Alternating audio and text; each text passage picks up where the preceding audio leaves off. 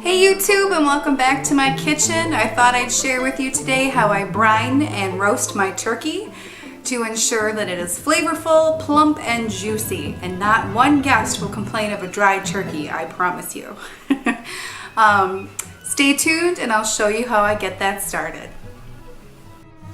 Okay, we're back and I'm going to show you how to make that turkey brine, and it will make your turkey next level, I promise. I cooked a turkey for years with no brine, and about 2-3 years ago, I think, I started brining my turkeys, and I will never go back. Okay, to the largest stock pot you have, go ahead and fill it about halfway with water, and to that, get it on the boil, get it going, and to that I'm going to add 5 bay leaves. I'm not even sure where I got the original recipe from. I think it was somebody on Facebook posted it. I've kind of tweaked it just a bit, not a ton, just a bit.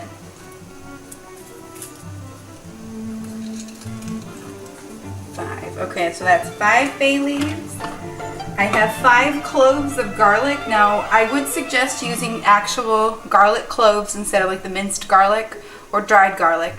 But you just take the papery film off, kind of smash them on the counter, open them up to open up all that flavor, and put your 5 cloves of garlic right in the bath. Now you're going to want to do 3 orange peels, and all I've done is kind of roughly peel with a knife all of my oranges. It's okay if there's pulp in there, no big deal. Wash your oranges before you peel them, or yeah, because you're going to be eating the turkey that will be sitting in the brine for Thanksgiving. You don't want to eat whatever you didn't wash off. So I'm going to put all 3 orange peel, like 3 peels of 3 oranges, if that makes sense. And then instead of just throwing out the pulpy part of the orange, I kind of squeeze it, get some more juice out of there. Try not to get the seeds in there, but that's okay if you do. We're not eating this part. This is just the bath the turkey is going to go in for 2 days. And squeeze out the flavor of the oranges. Now I've chopped, just a rough chop, 1 medium-sized onion. Go ahead and put that in there.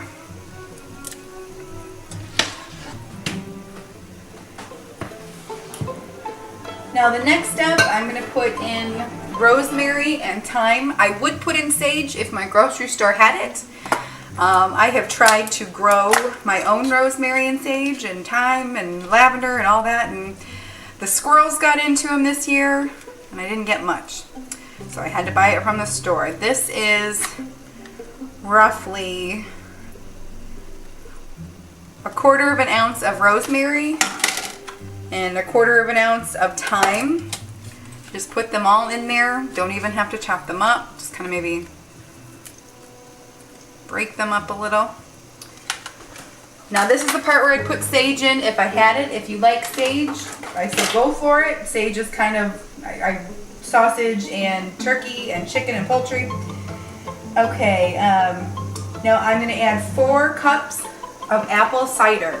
You can substitute apple juice for this, but only if you can't find apple cider. Because I think, I don't know, the tanginess of the cider, it's just delicious. 2 cups of brown sugar.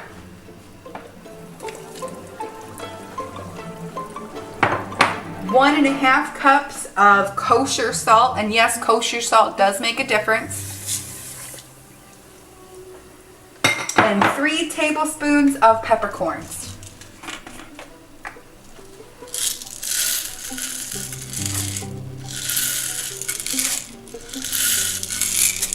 All right. Now we're just going to bring this to a boil. Stir it up just a bit, just to kind of incorporate all of your flavors. If you find that you can add more water to the top, go ahead and do that now. I should be doing this in a huge stock pot, but I don't have one. So this show is all about working within your means and with what you've got. And this is what I've got. So fill it as far as you can with water without going over the top, because you're going to need to bring it to a boil, so you want to leave some headroom there. But bring it to a boil, and depending on how big your stock pot, that'll take you, 5-10 minutes. And then I like to let it simmer for a half of an hour. It kind of just brings out the orange flavor, kind of gives a chance for all of those seasonings to marry together. And then once it's simmered for about a half of an hour, take it completely off the heat and try to get it down to room temperature. You might need to let it sit there for an hour or two, because we can't put a hot brine in with a raw turkey. It'll start cooking it, and that's not what we want. So I will bring you back when we have cooled and we are ready to put our turkey in the brine bag and add our wonderful brine. Okay guys, we're back. My brine has cooled to about room temperature. It's a little warm, but it's not hot. As long as you can touch it, it's not hot, and you're not going to cook your actual turkey. I hope that this is all in shot. This is kind of my resolution to not having 2 refrigerators, so I can store my turkey and my brine. What I've done is I've got a 5-gallon food grade safe bucket. I've lined the bottom of it with ice, and I put a roasting pan or a roasting bag on top of the ice, and then put the turkey in. I do know they sell brining bags, but I can never find them. Anyways, so the ice is on the bottom, the brining pan or brining bag, and then I put my turkey inside the brining or the roasting bag. Now, I don't have my husband here with me right now, or he would help me pour this on top, but your brine, I'm just going to use a ladle for now until it's light enough for me to lift, and I'm just going to pour it on top.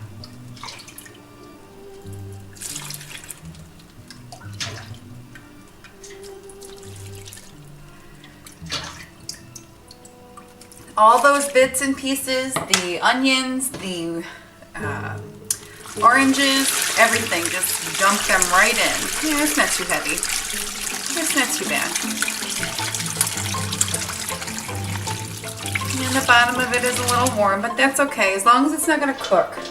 That's what we don't want. All those peppercorns and everything at the bottom, you're going to want to fish those out. And get them right in there with the turkey. Now see how my turkey, it doesn't quite cover? That's okay. I'm going to fill the rest of the way with water.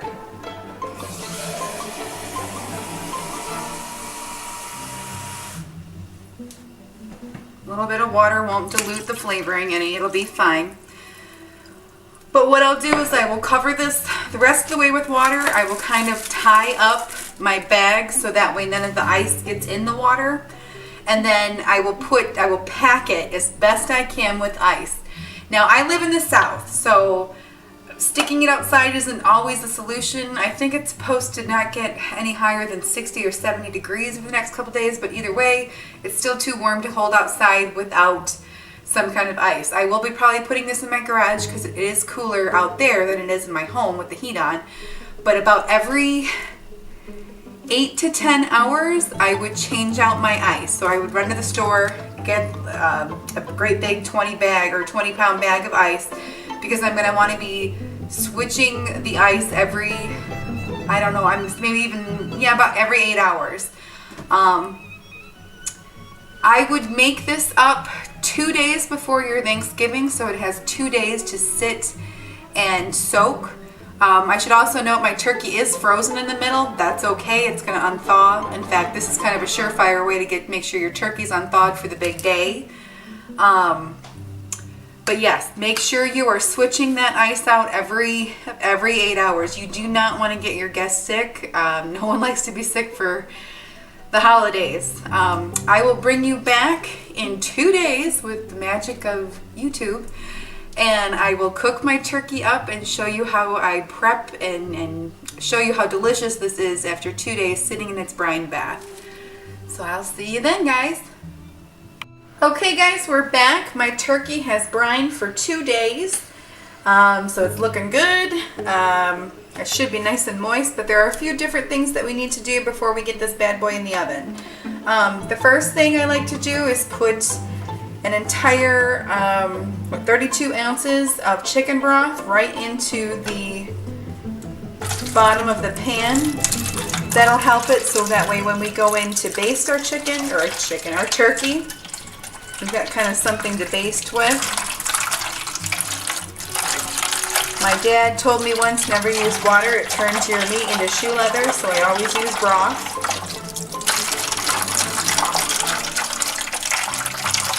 Depending on the size of your turkey, you may want to use 2 chicken broths, but you don't necessarily have to. Now I do have my stuffing that I've made earlier, and I'm going to go ahead and stuff the cavity of the bird. I'm going to try to, well, you know what? Sometimes with cooking, things just get messy. I'm going to go ahead and just use my hands. My hands are clean, and the chicken or the stuffing will get cooked again inside the bird. And this will help your bird stay nice and moist. Nobody likes a dry turkey.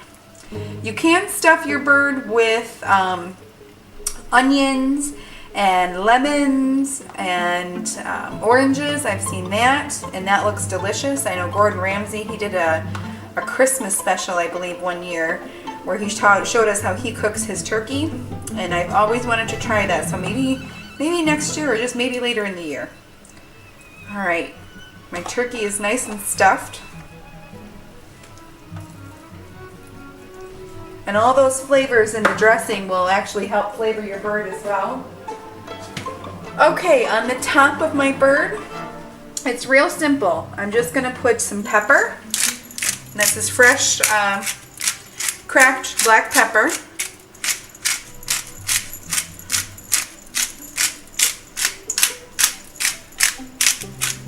Make sure he is nice and flavored, because turkey is kind of a dry meat and kind of bland actually. You want lots and lots of flavoring. And I have some pink Himalayan salt. I'm just going to grind that up on there. And don't forget to salt the cavity.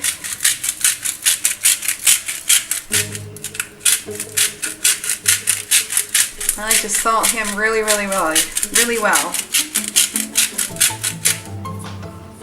And then the last thing I put on there as far as seasonings is just the McCormick poultry seasoning. I find that works best because all of the blend is already right in there. And I kind of liberally sprinkle him with the poultry seasoning. Okay.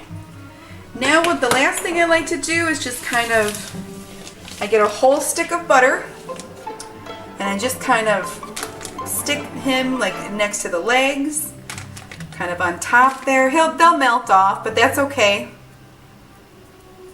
When we go in to baste our turkey, all that butter will kind of get right back up onto the skin.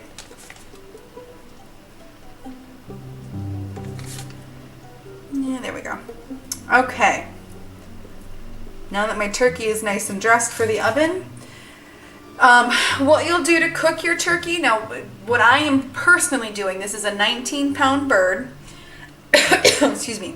I'm going to put him in at 325 for, it's usually about 15 minutes a pound, so I'll do the math later. My husband's much better.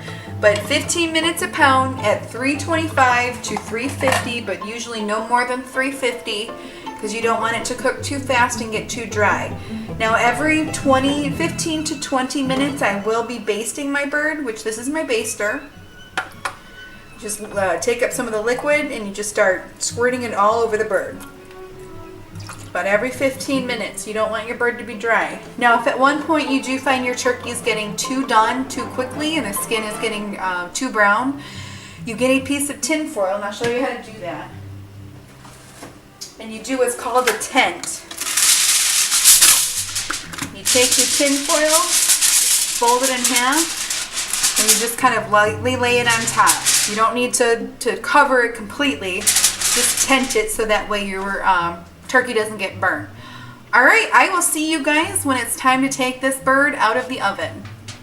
Okay, we're back guys. My turkey's has cooked for just under 5 hours. It got a nice crispy brown skin, and it smells delicious in my kitchen. I wish you guys were here. A good note is to always let your turkey rest for 10 to 15 minutes before you carve it, so that the way the juices inside get a chance to distribute. Don't forget to use the drippings, the gravy for the gravy. That makes a wonderful gravy. Keep basting it even while it's resting, so that way it doesn't dry out. Let it dry with tin foil on top so it doesn't get cool. And that is it. So the brine and making your turkey, I hope it works out for you. If you guys try this, please let me know in the comments below. If you like what I do here, please give me a thumbs up. And if you like it even more, go ahead and hit that subscribe button, because I'll be making a dessert that you guys won't want to miss. All right, happy Thanksgiving, and I'll talk to you guys later.